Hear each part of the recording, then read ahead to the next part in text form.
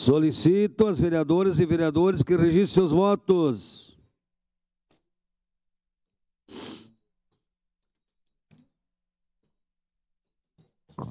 Voto sim, senhor presidente. Estela Balardim vota sim. Bortoluz vota sim, presidente. Alexandre Bortoluz vota sim. Voto sim, senhor presidente. Tatiane vota sim. Voto sim, senhor presidente. Clóvis de Oliveira vota sim. Presidente, voto sim. Juliano Valim vota sim. Como vota Gladys Frisso? Gladys Frisso, como vota?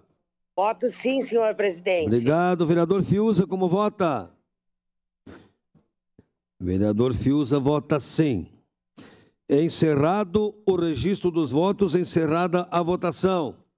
Projeto de lei número 113/2023 foi aprovado por unanimidade com a ausência de Rafael Bueno em representação. Em segunda